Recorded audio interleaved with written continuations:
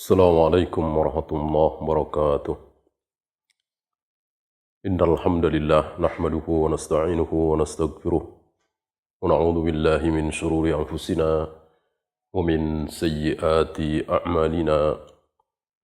May yahdihillahu fala mudilla lahu wa may yudlil fala hadiya lahu. Asyhadu an la ilaha illallah wahdahu la syarika lahu wa asyhadu anna Muhammadan abduhu wa rasuluhu wa ba'd. Ayuhal ikhwah, sebagaimana kita tahu bahwa hukum asal ibadah adalah haram. Tidak boleh kita melakukan ibadah kecuali ada perintah dari Allah dan Rasulnya sallallahu alaihi wasallam. Di sini muncul syubhat. Ada orang mengatakan, dan kita tidak bisa pungkiri kebenarannya, bahwa bukankah segala sesuatu itu ibadah? Bukankah cari nafkah ibadah, senyum ibadah, bahkan wa fi bud'i imra'atikum shadaqah, menjima istrimu itu sedekah ibadah.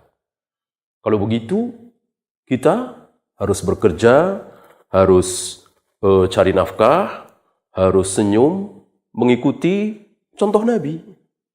Apa begitu? Ya. Untuk sholat, untuk zikir, untuk wirid, puasa, iya nyontoh Nabi. Nah, lalu bagaimana? Masuk senyum harus mengikuti Nabi, mencontoh Nabi? Berarti kalau senyum kita tidak sama dengan senyum Nabi, berarti senyum kita bid'ah. Kita cari nafkah tidak sama dengan cara Nabi, berarti kita cari nafkah, bekerja dengan cara bid'ah.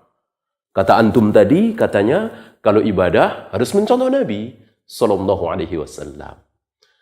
Disinilah para ulama menjawab bahwa ibadah dibagi dua. Ibadah mahdhah dan ghairu mahdhah. Apa ibadah mahdhah?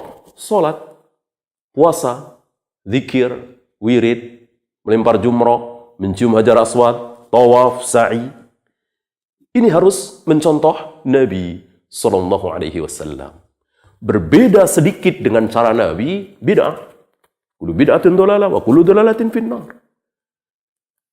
Bahkan sampai para ulama membid'ahkan orang yang beribadah yang mencium hajar aswad dengan mengecup. Kenapa? Karena Nabi alaihi salatu wassalam tidak pernah mencium hajar aswad dengan mengecupnya, mengeluarkan bunyi. Maka jika kita mencium hajar aswad dengan mengecupnya, mengeluarkan bunyi, maka itu bid'ah. Kenapa? Karena mencium hajar aswad adalah ibadah mahdhah. Gitu. Begitu juga dengan ruku, sujud, tawaf, sa'i, zikir, wirid. Ini berbeda dengan cari nafkah, sedekah, nikah, senyum. Ini tidak perlu mencontoh Nabi sallallahu alaihi wasallam.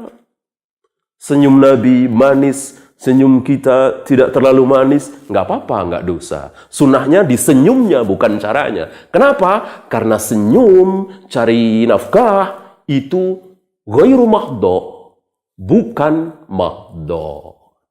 Nah, timbul pertanyaan. Bagaimana cara membedakan mana yang mahdhah, mana yang ghairu mahdhah? Mana ibadah yang kita harus mencontoh Nabi sallallahu alaihi wasallam dan mana ibadah yang kita tidak perlu mencontoh Nabi, boleh beda dari Nabi sallallahu alaihi wasallam. Disinilah para ulama menjawab, memudahkan kita dalam memahami. Setidaknya ada 3 cara untuk membedakan mana itu ibadah mahdhah, mana itu ibadah ghairu mahdhah. Ada 3 cara. Cara yang pertama, melihat bagaimana ibadah tersebut dilakukan. Siapa yang melakukan ibadah itu? Kalau yang melakukan ibadah itu hanya kaum muslimin, non-muslim tidak ada yang melakukan, maka itu ibadah mahdhah. Ya, seperti puasa, zikir, wirid, sholat, tawaf, sa'i, melempar jumroh dan seterusnya. Ini ibadah mahdhah. Kenapa? Karena hanya kaum muslimin yang melakukannya. Kita belum pernah mendengar ada orang Kristen melempar jumroh, ada orang Hindu tawaf, ada orang Konghucu sholat subuh dan seterusnya. Nah, inilah yang pertama. Untuk mengetahui mana yang mahdhah dan mana yang ghairu mahdhah, lihat. Jika pelakunya hanya kaum muslimin, maka itu ibadah mahdhah. Harus mencontoh Nabi Sallallahu Alaihi Wasallam. Jika pelakunya muslim dan non-muslim, seperti sodakoh tadi, senyum, nikah, kan non-muslim nikah juga, sodakoh juga kan, memberi juga, cari nafkah, senyum dan seterusnya, maka tidak mencontoh Nabi, tidak apa-apa. Ini yang pertama. Yang kedua, untuk membedakan mana yang mahdhah dan mana yang ghairu mahdhah adalah dari sifat perbuatan itu. Bisa dicerna oleh akal atau tidak. Kalau bisa dicerna oleh akal, berarti itu ghairu mahdhah. Seperti senyum, nikah, cari nafkah, kita bisa mencerna dengan akal kita. Ente kenapa bekerja? Tentu kita bisa jawab. Ente kenapa ngasih uang sama dia? Tentu kita bisa jawab. Berbeda kalau ente kenapa melempar jumroh? Siapa yang bisa jawab? Ya, kita nggak bisa jawab kenapa jumroh harus dilempar, kenapa Hajar Aswad harus dicium. Kita nggak bisa tahu alasannya. Karena itulah ibadah mahdhah. Tidak bisa dicerna dengan akal. Semuanya tauqifi. Semua harus mengikuti contoh dari Nabi alaihi salatu wassalam. Di luar contoh dari Nabi tertolak. Ya, inilah yang kedua. Jadi bisa dicerna oleh akal atau tidak. Yang ketiga, yang terakhir, untuk membedakan mana ibadah mahdhah dan ghairu mahdhah adalah melihat dari manfaatnya. Jika manfaatnya itu langsung bisa dirasakan di dunia ini, maka itu adalah ibadah ghairu mahdhah. Seperti manfaat sedekah tadi, manfaat nikah, manfaat cari nafkah, manfaat senyum, langsung bisa dirasakan di dunia ini. Langsung, ya. Tetapi jika manfaatnya itu nanti di akhirat, belum di dunia ini, maka itu ibadah mahdhah. Harus mencontoh Nabi Sallallahu Alaihi Wasallam. Tentu kita tidak bisa menjawab manfaat dari sholat subuh, manfaat dari melempar jumroh, manfaat dari mencium Hajar Aswad. Apa manfaatnya di dunia ini? Tidak ada. Manfaatnya nanti di akhirat. Ya. Raka'atani qabla al-fajri khairum minad dunya wa ma fiha.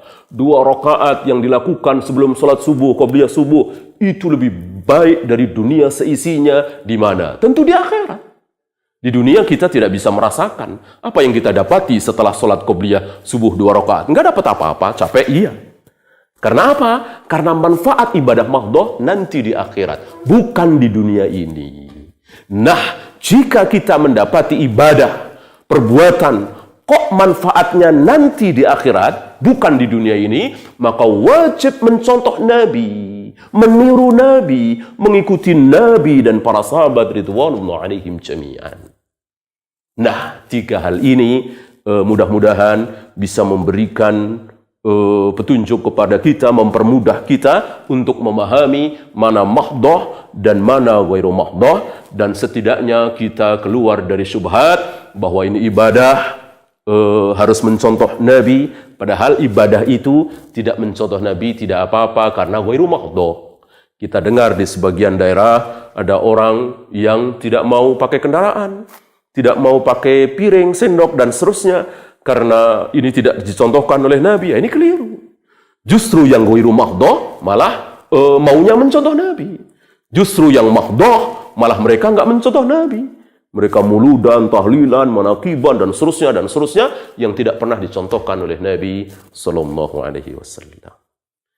Itulah mudah-mudahan yang sedikit ini bermanfaat. Kita tutup Subhanakallahumma bihamdika asyhadu an la ilaha illa anta astaghfiruka wa atubu ilaik.